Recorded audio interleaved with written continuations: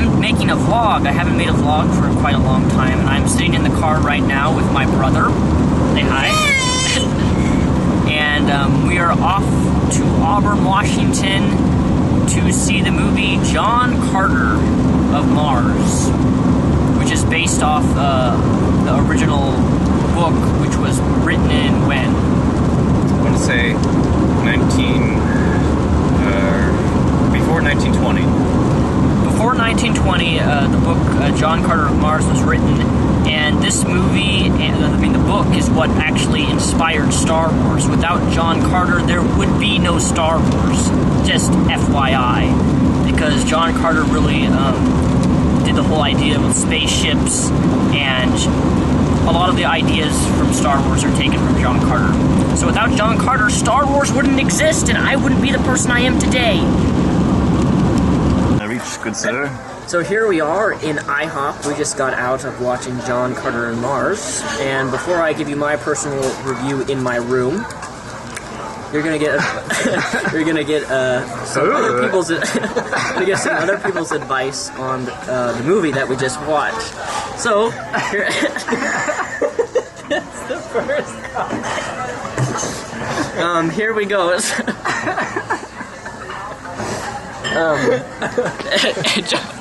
John, what did you think of the movie John Carter? John Carter? If I was a Thark, I'd give it 4 thumbs up. What's a Thark? You have to explain. They don't know what that is. A Thark is a green man of Mars with 4 arms and tusks out of either side of his face. Yes. Any more to expand, or just well, the you want to actress? keep this PG rated. What do you think of the actress? Deja Thoris.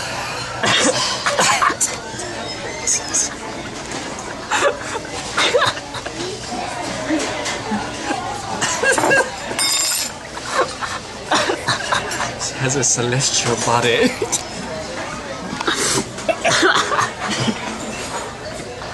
Oh my goodness, my stomach!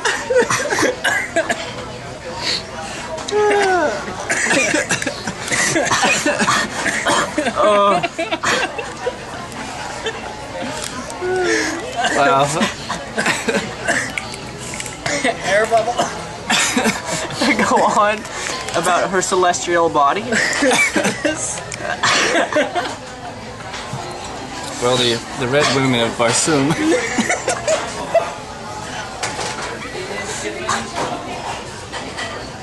Very exotic. Oh, my stomach. Tattoos. Hold on for a second. Tattoos all over their body. We need to get our seriousness together here. Okay. I think he spit coffee all over. it's a clean. Okay, back to you, John. Continue on where you left off. Having only recently read Princess of Mars and become a John Carter fan. Those are the books, by the way, because the movie's based on books. Right. Only having recently become a John Carter fan, I think the movie was a fair adaptation. A lot of things were changed at the beginning, but by the end, they met all of the ending points of the first book. So they can have a sequel, and they won't have any problems in terms of continuity. So, Right, and 4 out of 5 stars, or what? I gave it 5 stars. 5?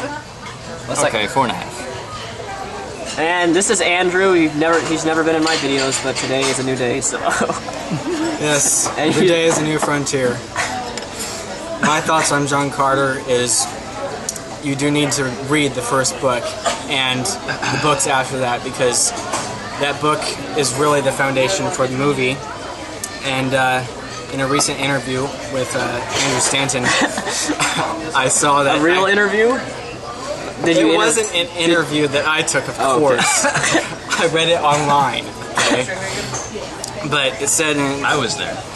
Stanton himself said that he'd been working on this project for 30 years, and with that in mind, I would assume that he has an entire treatment of this saga in mind. Saga. I mean, John Carter is 10 books. So I think that this movie, because of because of its continuity with other films that are going to come in later on in the franchise, really explains why it's gotten mixed reviews. Because Stanton is starting so many threads at once for the continuation of the series. But I have no mixed reviews about Deja Thoris. I too want Deja Thoris. I do too. She has wonderful ties. Very beautiful woman. Yes. But I would highly recommend reading the book. And for you critics out there who didn't read the book and decided to criticize John Carter, shame on you, read the book first. Then you'll understand. So I give it 4 stars for its attempt to start a new series. How do you think it related? Do you think it had any inspiration to Star Wars? No, of Not course the prequels. No. Actually, I think it did, definitely. Avatar and Star Wars alike. Don't say Avatar. It's a technical addition. But still, in addition to that, it would be Flash Gordon and other sci-fi films that really borrow from John Carter. So it's the grandfather of science fiction, and Stanton has quite a load to take care of, to handle. I agree. Thumbs up. 4 out of 5 stars. All right. Anything else? Last words?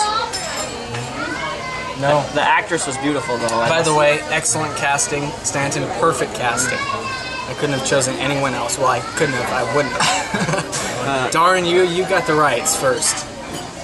If I were the groom of the Princess of Barsoom. Oh my word!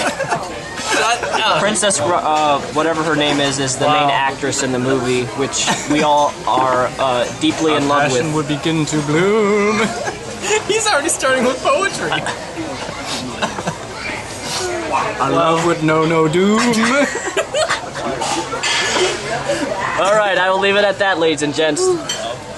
So we are back in my room, my cave of fantasy and comics and fiction, and I'm going to give you my thoughts on John Carter. The movie's just called John Carter, and we're already the next movie which is going to be made is going to be John Carter of Mars.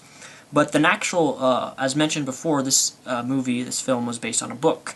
And the first book is known as A Princess of Mars by Edgar Rice Burroughs, right here. This is the original 1917 copy. This has plastic over it to make sure that the cover is not...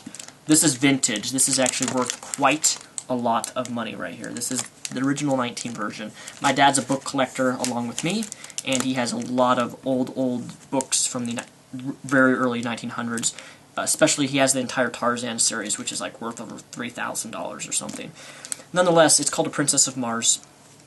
I haven't read the book yet. I'm going to read it right after this video is done. But my thoughts on the movie was, I loved it. I loved it. There's parts in the film that just inspired Star Wars, and there's a chase scene that reminded me of Speeders and Return of the Jedi. The acting and actors and actresses in it were fantastic. They chose a wonderful cast, and by golly, Lynn Collins, also known as Deja Thoris in this movie, was godlike. Holy tomato sauce. Holy hot tamale. That woman was beautiful. That woman is like what a woman. She's a woman, and yeah, she's just ugh. Every time I saw her on the screen, I was like, I really want to kiss you really bad. Nonetheless, the film was great. It's definitely worth seeing. I would rate it a 5 out of 5 stars, and that's top rating for me. Supposedly, it blends part of the first book in with the second book, and they are going to make another movie. As mentioned by Andrew, the guy has spent over 30 years developing the 10 books of this. The director of the movie is going to be hopefully making another one. At least that's what it's being talked about. So yeah, definitely go see it. If you are a science fiction fan, you will like this film. Dude, this movie is the groundbreaking. This book and this movie is the core of science fiction.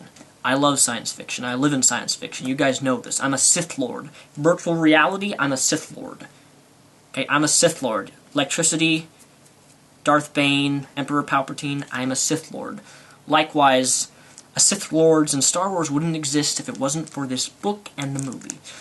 So with that said, thanks for watching. My name is Mr. Repzion, and by all means, I'm going to go dream of Lynn Collins, a beautiful princess of Mars. And if you haven't seen the movie, or if you do see the movie, you'll know exactly who I'm talking about. Beautiful woman! Peace out!